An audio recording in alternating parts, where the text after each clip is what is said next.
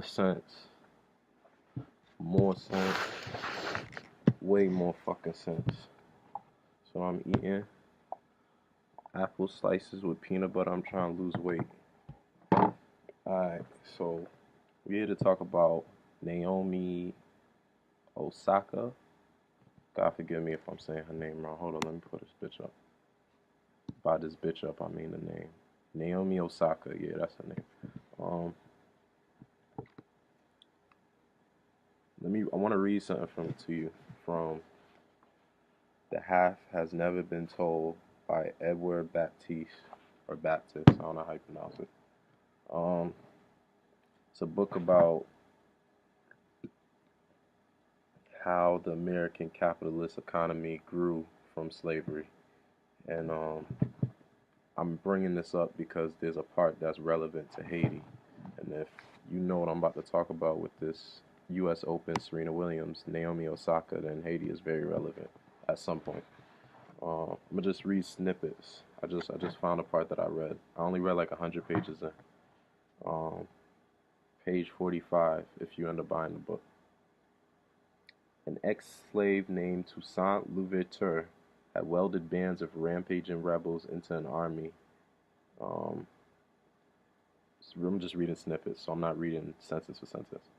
Between 1794 and 1799, Louverture's army defeated an invasion of tens of thousands of anti-revolutionary British redcoats. Toussaint Louverture styled himself the first of the blacks. He was communicating with the man rated the first in France, Napoleon Bonaparte, ruler of the French, if you didn't know that. Napoleon set his sights on a new goal, restoring the imperial crown's finest jewel, as in France, that was the country he's ruling, the lost Saint Domingue. Saint Domingue is the country known as Haiti. This is, so from 1794 to 1799, Louverture, a former slave of Haiti, leads a revolt against the slave masters in Haiti, against the British, and defeats mad British. In 1801, Napoleon sends his largest invasion fleet that ever crossed the Atlantic Ocean. 50,000 men. 50,000 men. This is back them days. It's 200 years ago. At the same time, Napoleon had also assembled a second army, and he had given it a second assignment. In 1800, he had concluded a secret treaty that, quote, retroceded, end quote, Louisiana to French control after 37 years in Spanish hands. This second army was to go to Louisiana and plant the French flag, and at 20,000 men strong, it was larger than the entire U.S. Army. When his second army landed in Louisiana, its presence at the head of the Mississippi would destabilize the United States along the fracture line that divided West and East. Now, to put this in perspective, back then the West wasn't California. The West was Georgia, North Carolina, Tennessee, Kentucky, West Virginia. Virginia was all just Virginia. Ohio. Anything out beyond that was considered the West. That was everything on the east of the Mississippi was the East. Everything west of the Mississippi was the West. You dig what I'm saying? So, why am I bringing all this up? Oh, let me just finish this shit up. Pretty much what happens is, just to fast forward, Haiti fights Napoleon's 50,000 troops. A lot of them died due to yellow fever and malaria, but then a lot of them also died due to being defeated by the rebel forces, period. And so what Napoleon does is he takes that 20,000 that's meant to invade the U.S., which, like they said, was larger than the entire U.S. Army at that time. Mind you, Napoleon sent 50,000 to Haiti, but he had a whole other separate 20,000, so that's 70,000 troops. He had a whole separate 20,000 that was going to Louisiana. And why Louisiana or New Orleans? is because New Orleans was a big port for Louisiana, even back then, still is today, where all the troops could enter the mainland and invade the U.S. And at that time, the U.S. was still in its infancy, so it was too vulnerable to be able to fight a war like that. And Thomas Jefferson, I think he was a president at that time, he knew that, and so he was figuring out every way that he could get control of that area. They were trying to buy the land from the French, but the French knew, like, nah, we ain't selling this shit because we claiming this shit. And that's why Napoleon was doing this retroactive treaty with Spain that said it was their territory so that he could go in there. And that's why he was going to have his 20,000 troops put the French flag in the land, claim that shit. So why is this important? So what actually ends up happening is this Louverture dude, he gets captured by the French, or it's either the French or the British, one of them. But whoever captures him, he gets captured. He ends up dying in a prison cell. But the troops that he organized into becoming a rebellion or revolutionary rebel group, they actually successfully stave off the French, 50,000 of them. That forces Napoleon to take the 20,000 that will go into Louisiana to invade the U.S. to go invade Haiti. That slave revolution was still a success, even with the extra 20,000 going. Because it was a success, now the French never got to invade the U.S.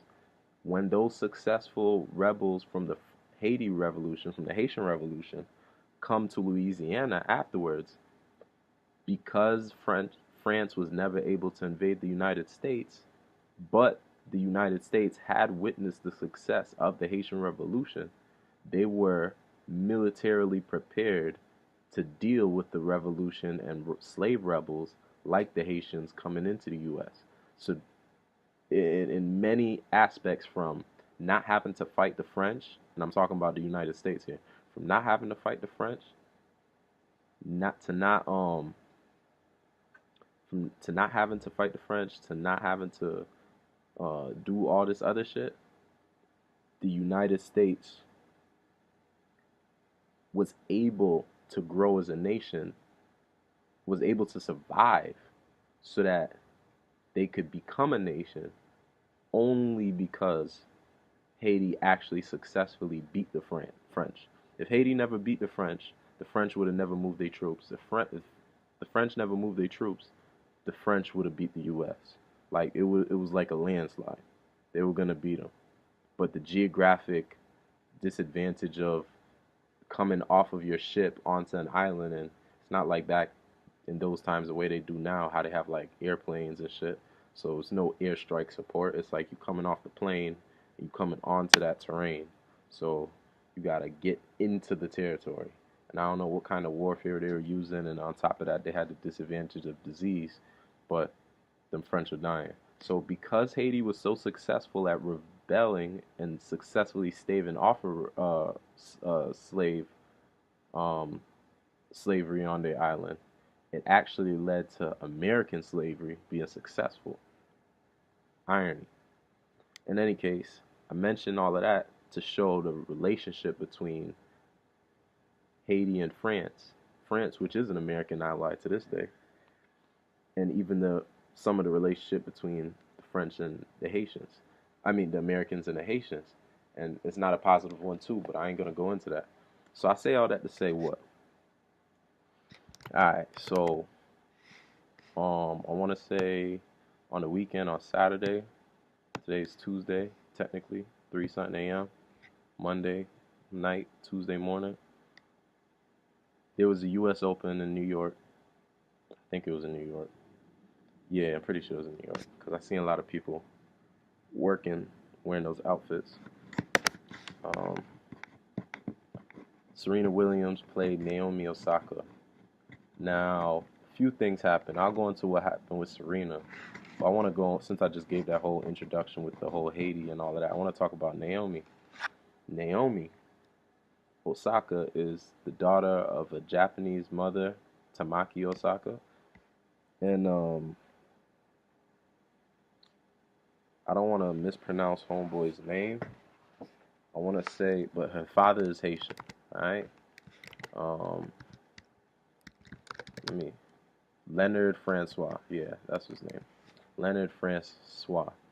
He is a Haitian black man, and she has a sister, Mary or Marie Osaka. Both half Japanese, um, half Haitian children. Both professional tennis players. Naomi, she seems like from what I've read, she was winning this tennis match like already, but the technicalities kind of overshadowed it. But she was already in position to win. It's not to say she was guaranteed to win, but it was most likely that she was going to win anyways. But then there were some issues with Serena Williams that her and the umpire were having, and we'll get into that later. But the reason why I bring this up is if y'all peep the post-game interview, the interviewer is like, you're the first Japanese tennis player winner, this and that and the third. And she is representing Japan. So let's get that straight. Because her dad wanted her to have her dad understood the stipulations of Japanese culture, where if she didn't have her last name, it would just make it harder for her to be able to, I guess, in terms of like tennis sponsorship, it wasn't going to be beneficial. In terms of just regular things within her own country, it wasn't going to be easy to deal with. So he knew to make her life easier and both of his daughters' lives easier, it would make sense for them to take the mom's last name. It wasn't like some disrespectful thing. Like, if you look at even her social media, her dad is very much so involved in her life. She clearly loves them both. It seems like the mom and dad are still together, clearly in a loving relationship with parent, child, son, parent and daughter. Ain't no son. She loves her heritage. She grew up in Florida.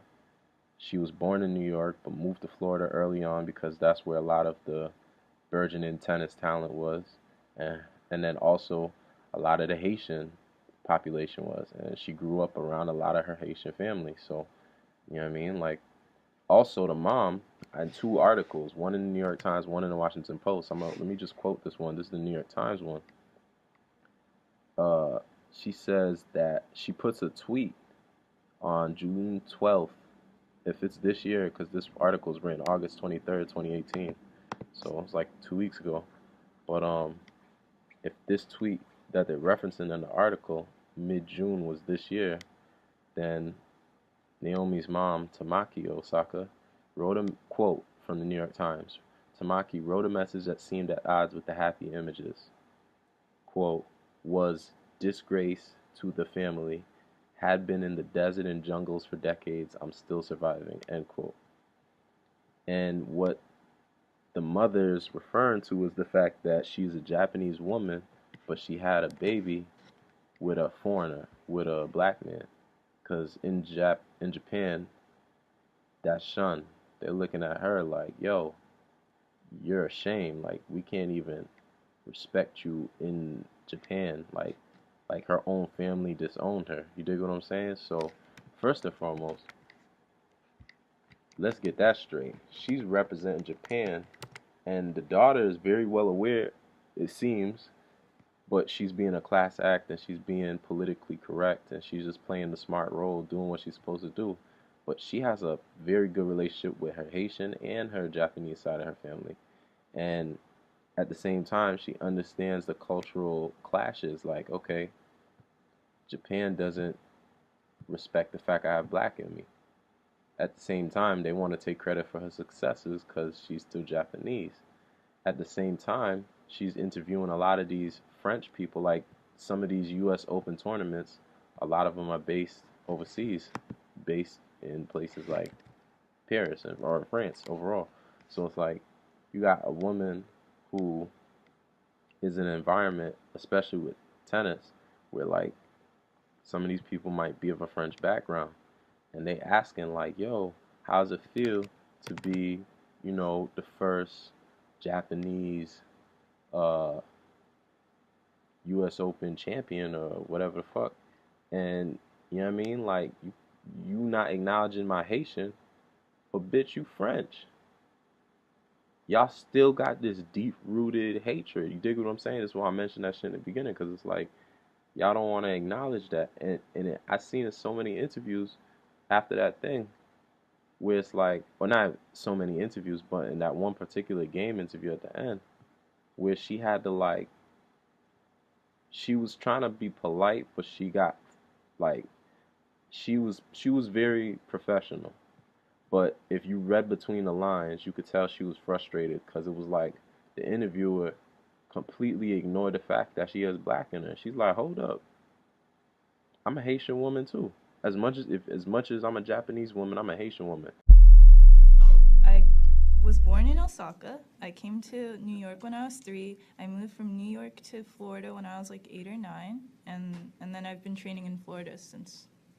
But just talk about your relationship with like Japanese culture, and then your relationship with U.S. culture, how both countries affect you, or have made you who you are. Well, my dad's Haitian, so I grew up in a Haitian household in New York. I lived with my grandma, and my mom's Japanese, and I grew up with the Japanese culture too. And if you're saying American, I guess because I lived in America, I also have that too. So I hope I answered your question. I don't know. Don't act like my dad isn't a part of my family. Don't act like a dad isn't my dad and his lineage isn't a part of my lineage. And at no point is she denying her Haitian nationality. It's just her sponsorship with Japan and her name and it's so why is that relevant? Because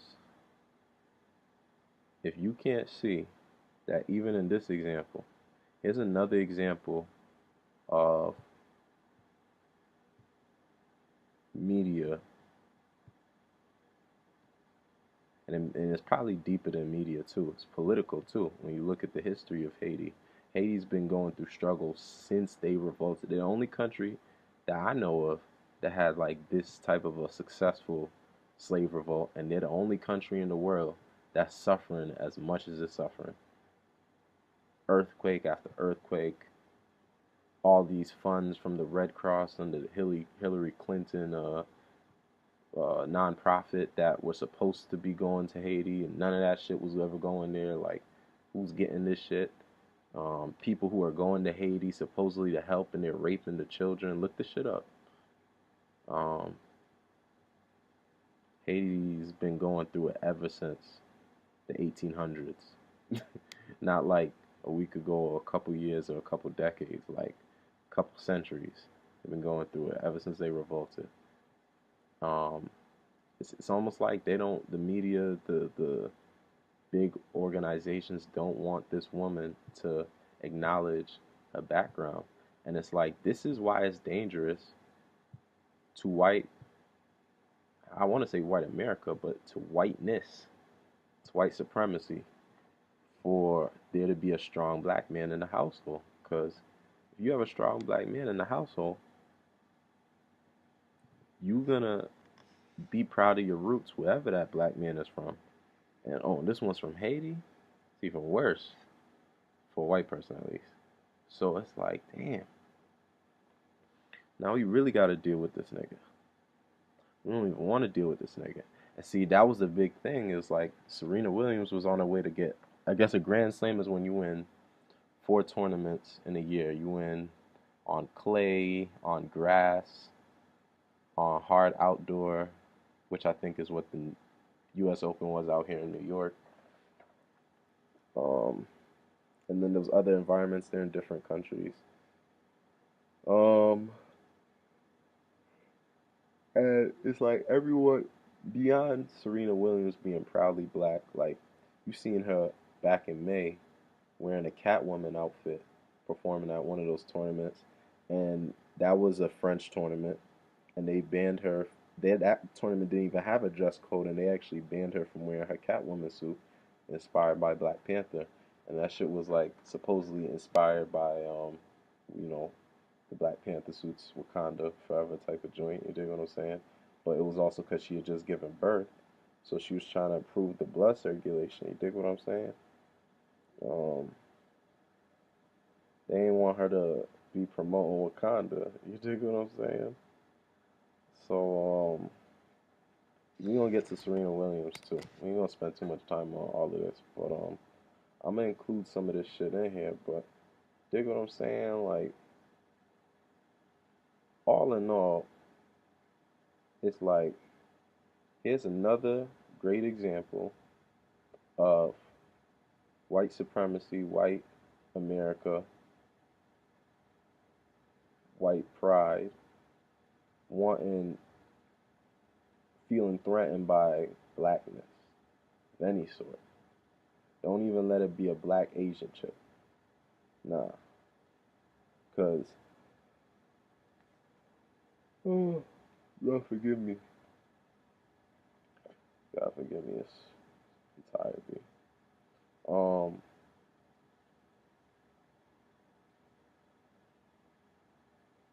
they don't want to acknowledge her blackness, B. And she danced around it so classily, so classy, so classfully. She being Naomi, and you know what I'm saying? It's like, oh, and Serena Williams, you know her and Venus, they got a positive relationship with their father. They got the pictures of when they got the commercial for Nike showing their father saying, "Picture yourself at the U.S. Open," and they can't be no older than 12, 13, 14 type of years old. You dig what I'm saying? Actually, oh, probably not even that old. You know what I'm saying?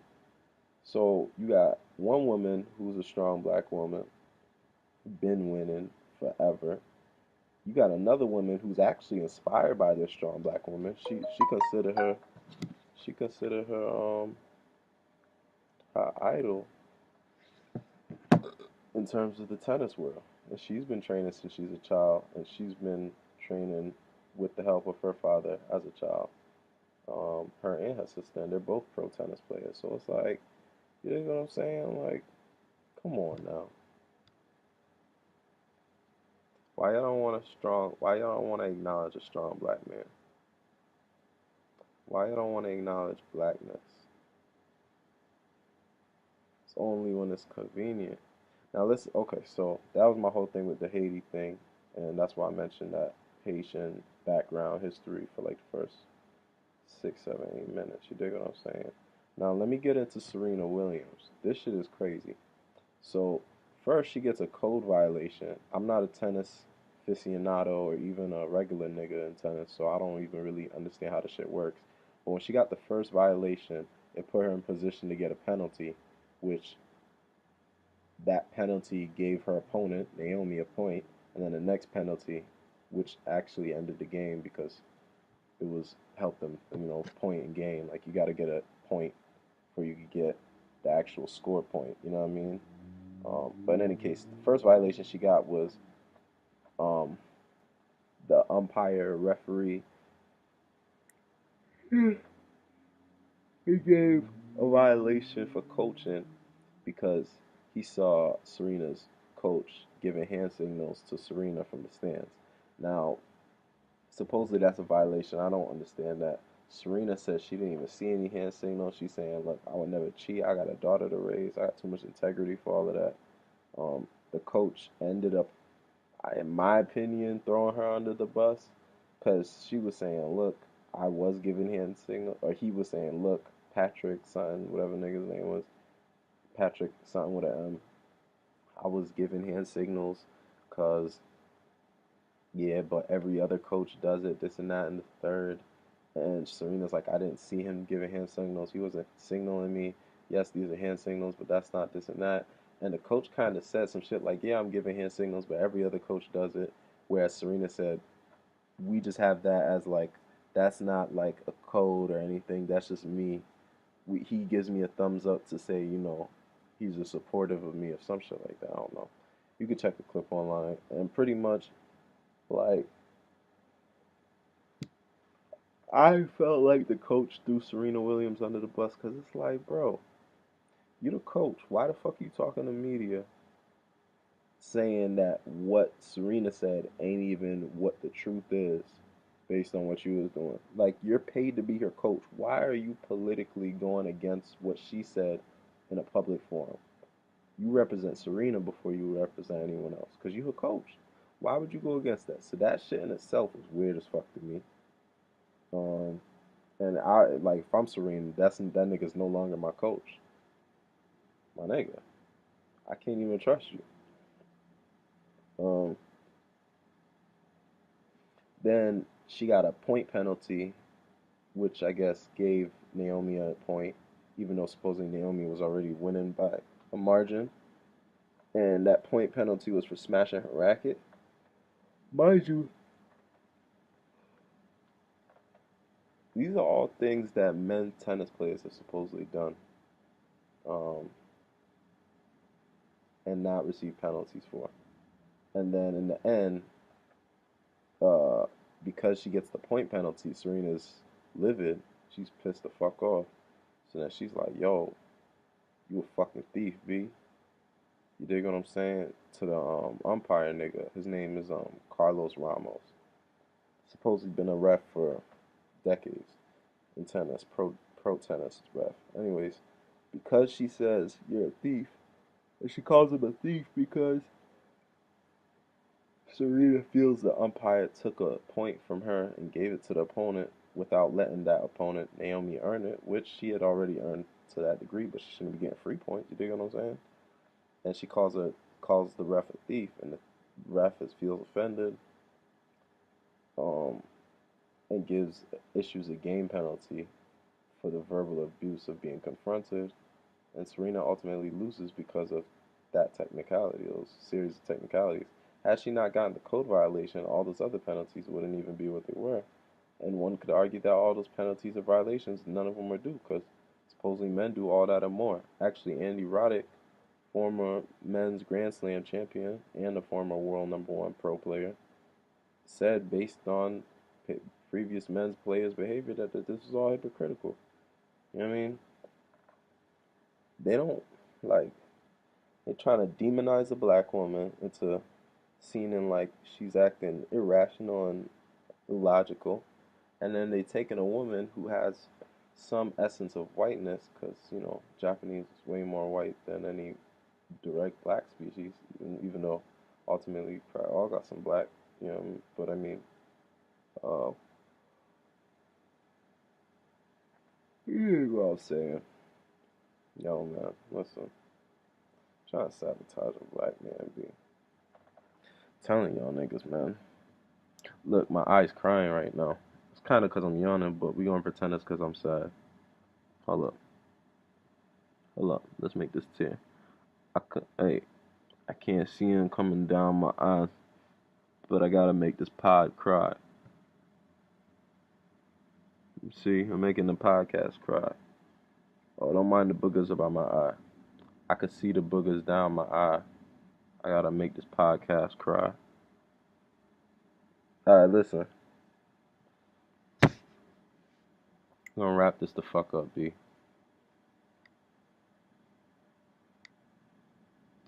All y'all niggas know that it's something threatening about black men to y'all. Give a fuck what you say. When you think of a straight black man, just being assertive, not aggressive and not passive, just right in the middle, assertive. Something intimidating. Black men don't gotta do all the extra rah rah. We just gotta be ourselves.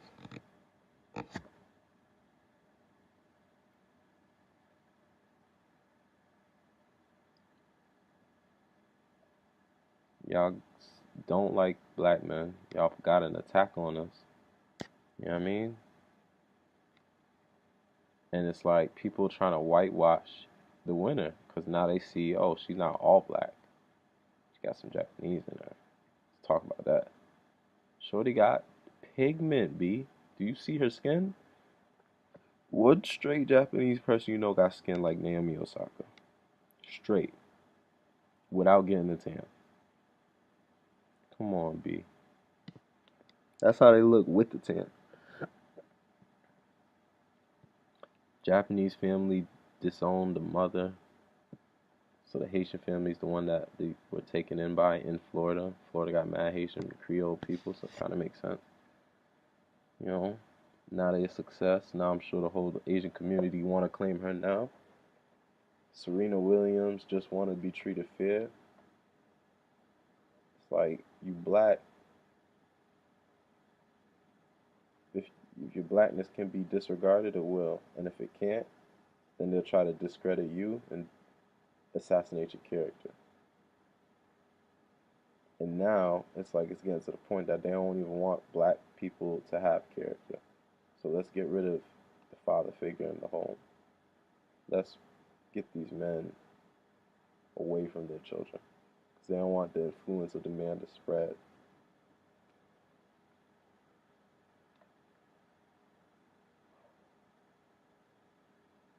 More sense, B.